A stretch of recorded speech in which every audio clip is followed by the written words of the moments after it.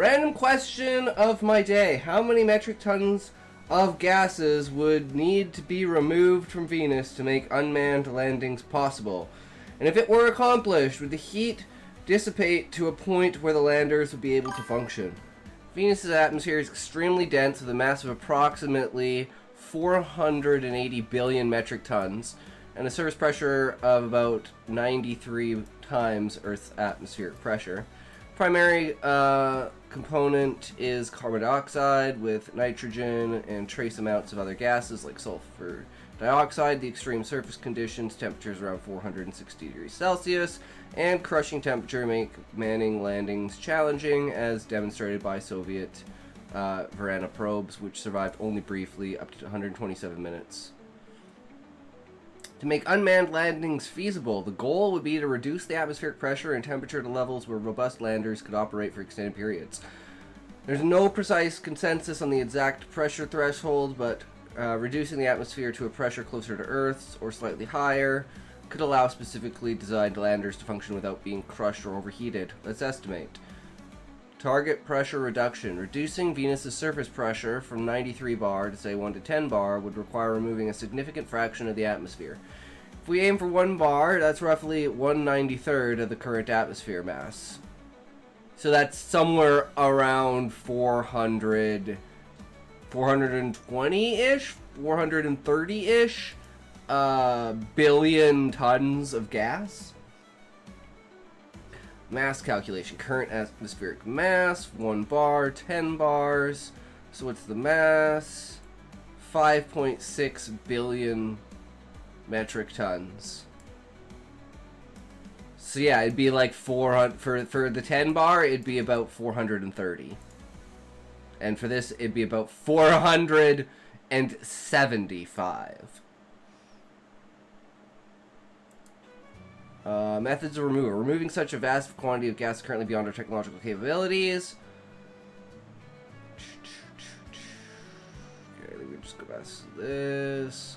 To enable unmanned landings with extended functionality, removing approximately 430 to 475 billion metric tons of gas, mostly CO2.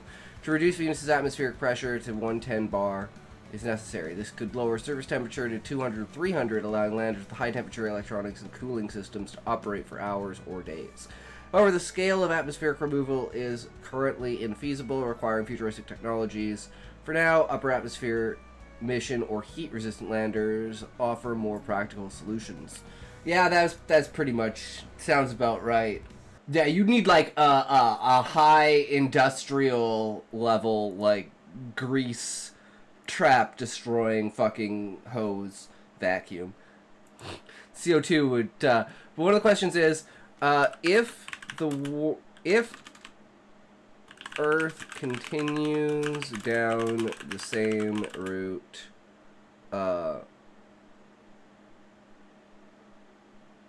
for climate, will it look like Venus eventually?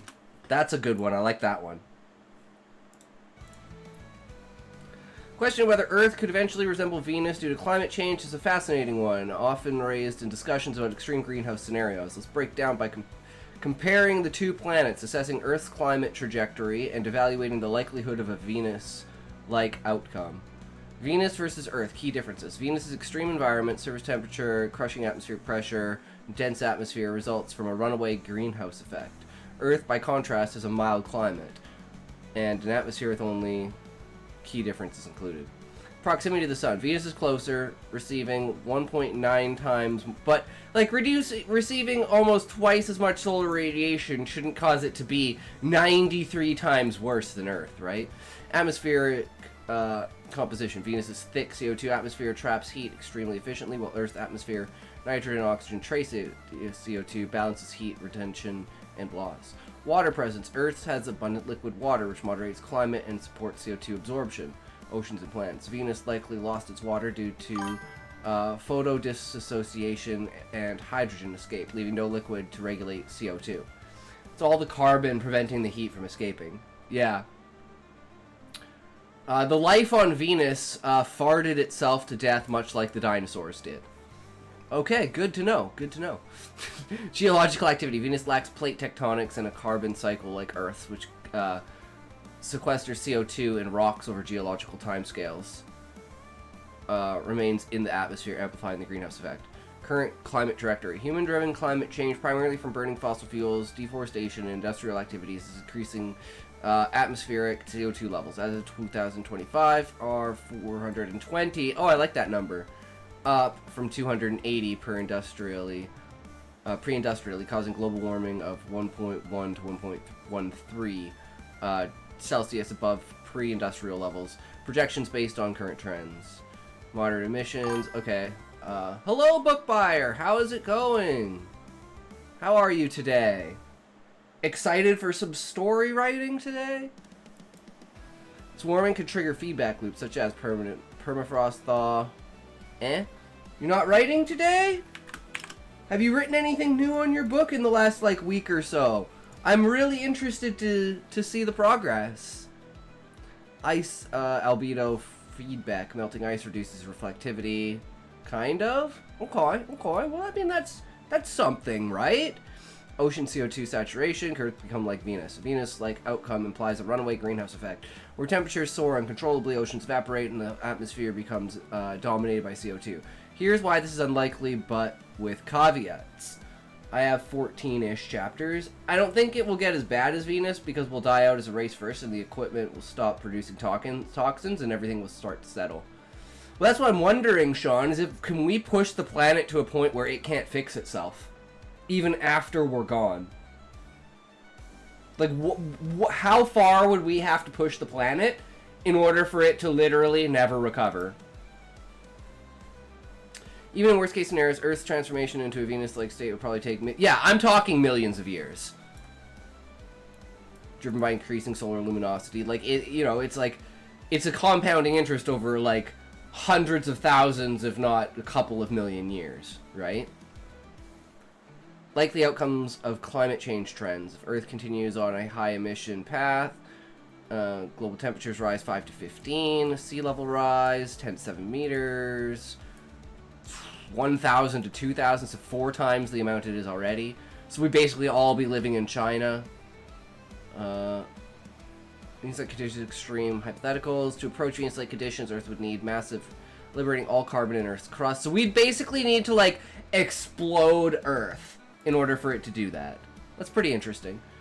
Significantly increase in solar radiation, water loss, mitigating effects. Earth is highly unlikely to become like Venus due to current climate change, even on high emissions path. Venus's extreme state resulted from unique conditions, proximity to the sun, loss of water, lack of carbon cycle. Earth does not share. However, unchecked climate change could lead to a hothouse Earth with a temperature of 10 to 15 degrees above industrial levels, 2200, causing catastrophic environmental and social impacts. What are we reading? We were originally starting with a question of what would it take to basically make Venus viable, and then what would it take to turn Earth into Venus. So just theoretical questions about the progression of human technology, and that's a better question. With our current technology and its likely advancement, can we push technology to the point where even after we die as a result, the planet will continue to become more volatile until it matches Venus? Perfect way to phrase that, Sean. Venus is the closest planet in the solar system to Earth, book. Minus one caveat, and that's the runaway greenhouse effect. If Venus didn't have the runaway greenhouse effect that it did, it would be a better candidate than Mars for the next planet for us to colonize. So we're just taking that idea and expanding on it to be like, well, what would it take in order to basically terraform Venus? And then we were watching the clip from Spaceballs where they suck all the air out of the planet with a vacuum. Question was how much gas would need to be removed to make landing in unmanned vehicles possible, and if removed, would landers be able to function due to heat dissipation? Yes, that's true, Sean, and then that carried us into the next thing. Question of whether current and near future technology could push Earth's climate to a point where it becomes increasingly volatile and eventually resembles Venus, even after human extension, is a complex mix of climate science, technological capability, and speculative feedback loops. Let's assess this systematically, focusing on current technology, its plausible advancements over the next few decades, and the conditions required to drive Earth toward a Venus-like state. Venus's conditions recap. Okay, we already know about that. Current technology and climate impact. Fossil fuel combustion, deforestation, industrial process. These activities have raised CO2 from 280 to 420. I'm glad it at least calls the feedback loop speculative. Wait. Okay, let's analyze that, Levi. You mean it's speculative for Earth, but it's not speculative for Venus, right?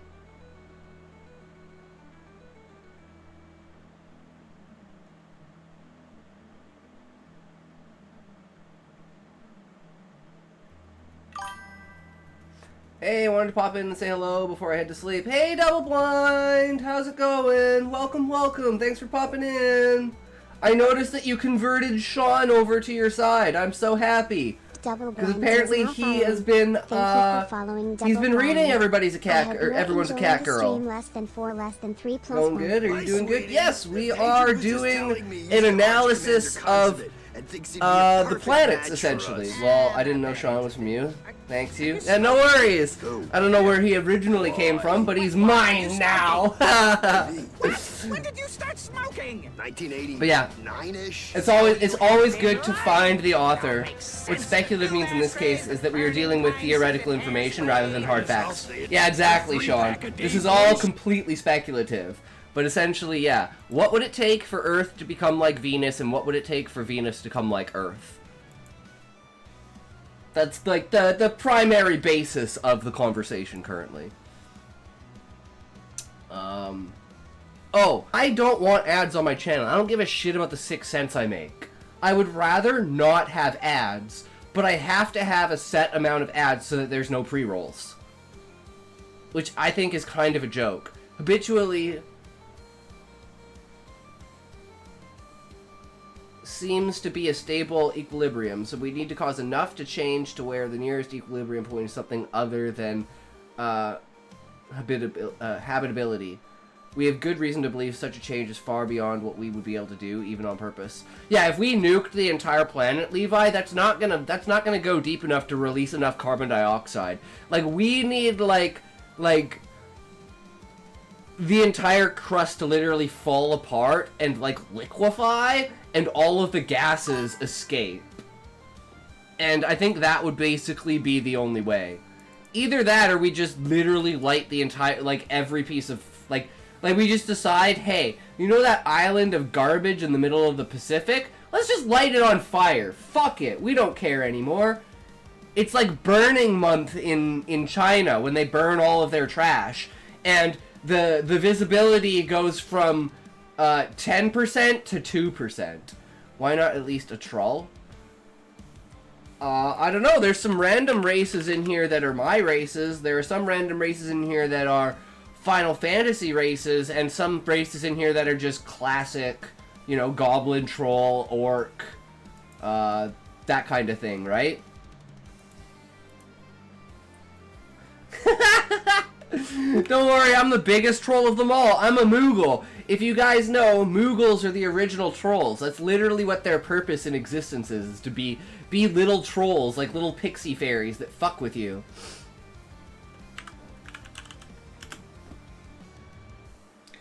A breakout success of a fantasy story. Damn, I better... Oh shit, Double Blind, no!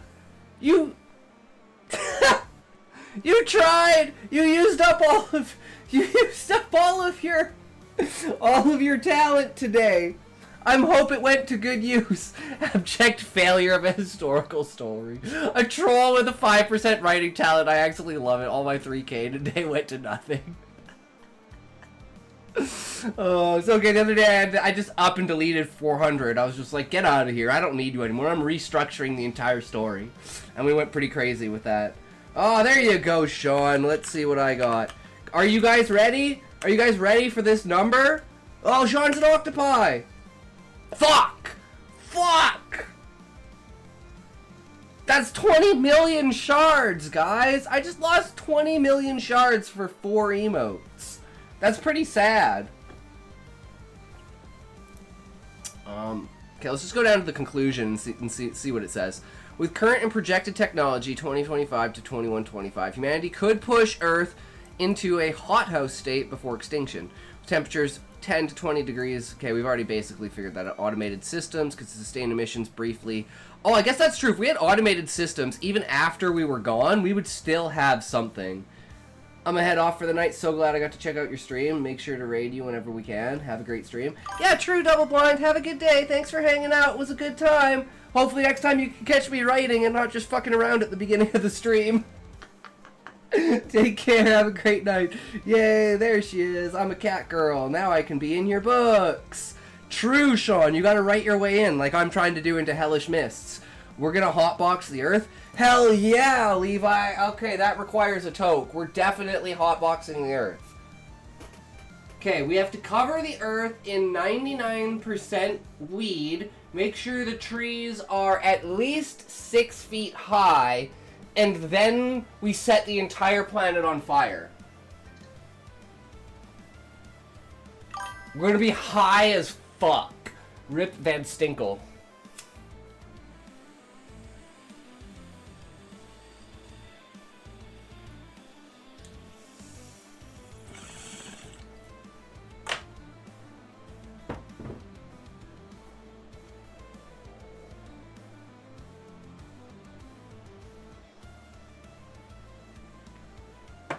Okay.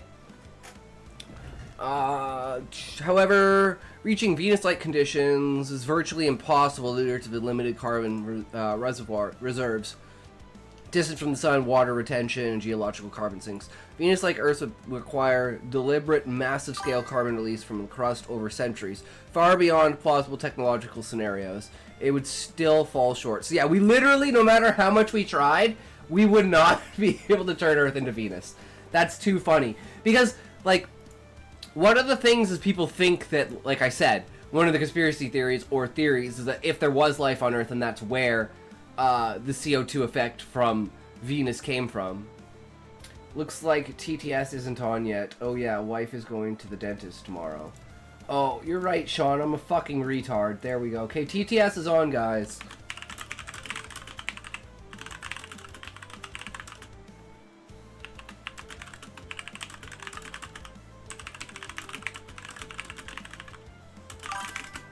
Fuck this streamer, I wasted $5 on TTS and he skipped it. I am out, peace, fuck you. Eddie in the mix, how's it going, bro? Alright, well, that was a great question, Sean, and I really like that because I love that idea. I love the idea of, like, Venus and Earth being twins. I didn't know if TTS would even read Rip Van Stinkle.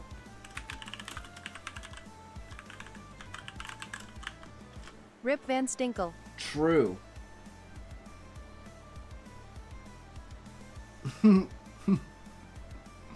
Are there any pageants that allow you to have plastic surgery?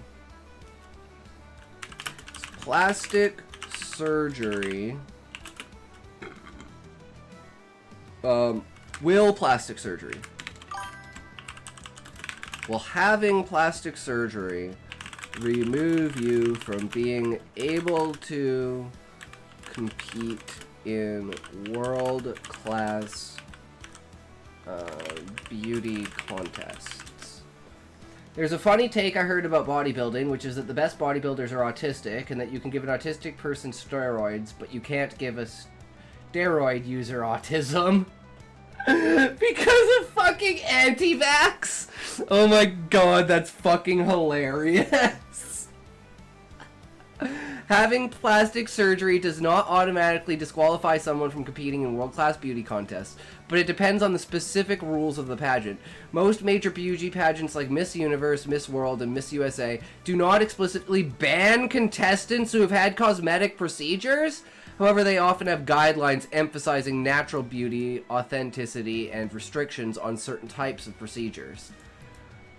For example, Miss Universe, the organization does not have a clear public rule prohibiting plastic surgery, and many contestants have known to have had procedures like rhinoplasty, breast augmentation, or Botox. However, judges may prioritize a natural appearance, and excessive or poorly done surgery could impact scores indirectly. Miss World, similarly, there's no outright ban, but the pageant emphasizes inner beauty and talent alongside physical appearance, so drastic alterations might affect perception. Smaller pageants. Some local or niche pageants may have stricter rules requiring contestants to disclose procedures or limiting eligibility if enhancements Did you are hear? deemed extreme. A former Miss Scotland got arrested for biting a security guard and calling them the N-word.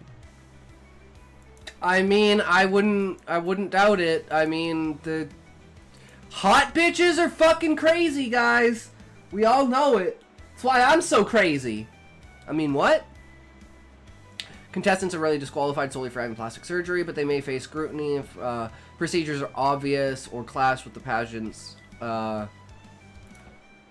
Comparing this to steroids in bodybuilding, does it not set a bad precedent to be allowed plastic surgery, incentivizing people to get it to move up in competition? Swear it was a man who created and men who enforce women to wear skirts specifically to make the R word easier.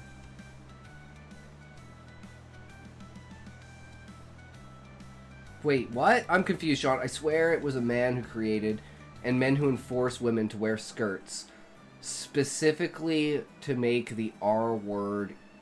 Oh! I was like, R word. Oh. Easy access. I see what you mean. Took me. It's like, I'm literally like, retard? What do you mean making retard easier? Oh, there is another R word.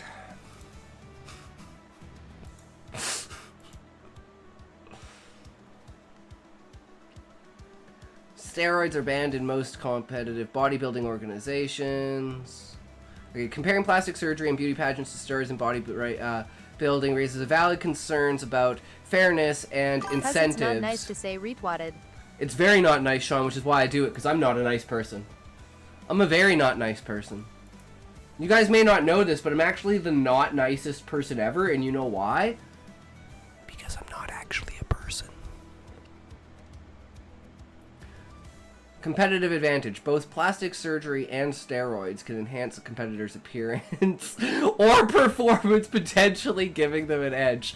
In beauty, I'm AI, Callie. Remember? I'm 100% AI. Like, even the screen is AI. Like, everything that you're seeing is all AI generated. Both plastic surgery and steroids can enhance the competitor's appearance or performance, potentially giving them an edge. In beauty pageants, procedures like rhinoplasty or fillers can align a contestant's look with idealized standards, but much like steroids help bodybuilders achieve an exaggerated muscle definition. Incentivization. Allowing either can create pressure for competitors to undergo procedures or use substances to stay competitive.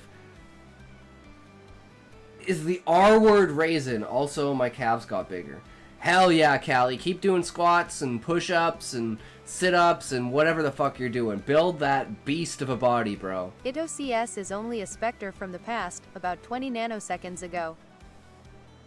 Because I'm autistic, I'm friends with a bizarre number of bodybuilders. Interesting, Levi. Why do you have 10 fingers then? Because they solved the issue. But you guys only ever see them, right? Sometimes it's like one will appear out of nowhere, especially when I'm doing like jazz hands. As long as those disability checks keep coming in.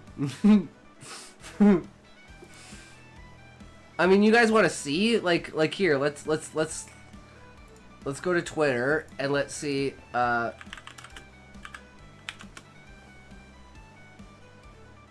Said, and I do love you, but I thought it was more figurative, like a test. So you didn't mean what you said then? I didn't think you'd literally turn into a worm.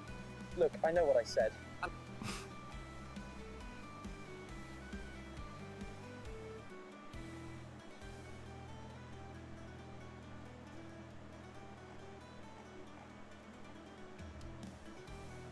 Oh, here's a longer one.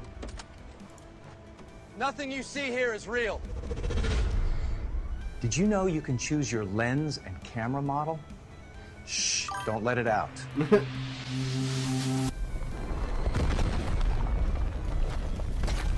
Guys, should we Hello? get No, I this said and make hello. stories That's with close this? enough. I am so debating this. Talking about prompt theory. Type. Yeah. Don't tell anyone.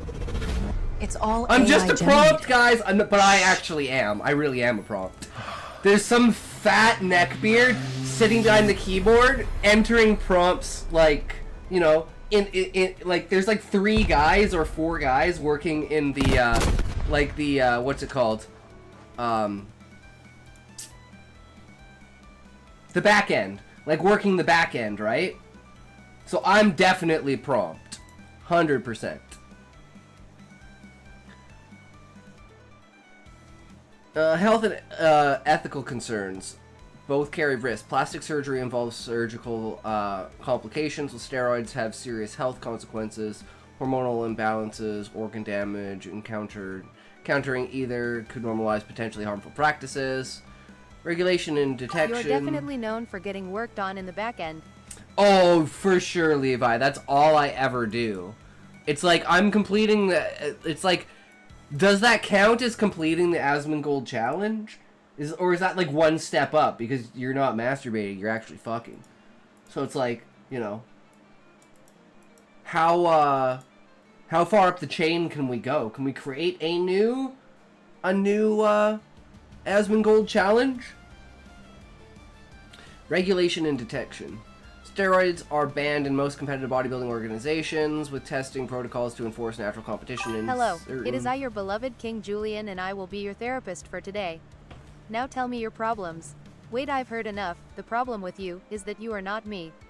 I think we've made a real breakthrough here. We'll have to continue talking about this later. Next. You guys seen those? I don't remember what it is, but have you seen those things of like the therapist dude? And it's like, you know, like the skit will be like, woman's in the therapy and she's like crying about her dad's her dad is like diagnosed with like leukemia or something like that. And then the guy's like, hold on, wait a second. You've been in here for like the last 4 years complaining about how your dad's a piece of shit and how he beat you when you were a kid and like he assaulted you and shit. And you're crying that he's dying? Shouldn't you be celebrating the fact that he's fucking dying? Like, you should hate this guy. But it's like crazy skits like that where it's like, you know, people are so dumb they can't come to the conclusion of like what they should actually do. And people, like, you're not allowed to tell them what they're supposed to do because that's like not appropriate, right? He's got like tons of these fucked up skits. I fucking love it. It's hilarious. Let's just go to the conclusion. The lack of strict rules against plastic surgery and beauty pageants does set a precedent that could encourage enhancements, much like steroids and bodybuilding enhanced divisions. This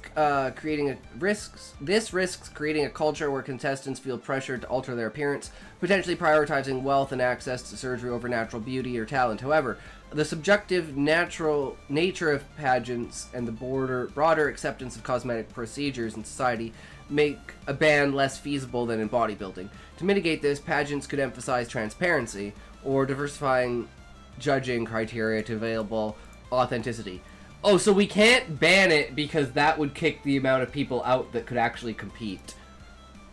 That's what that says to me. I think that person would be upset with themselves because they think they should be upset about their father dying, but they aren't. Well, it's just a skit, right? So it's just kind of the idea of people, like, you know, like, kind of sympathy for your enemy. At a certain point, like, your enemy doesn't deserve your fucking sympathy, bro. Get over it. And being sympathetic to your enemy doesn't make you a good person. It makes you a retard. Like with Jensen in my story. Wait, who, Sean? Who's Jensen? Wait, what? I'm so confused. What story?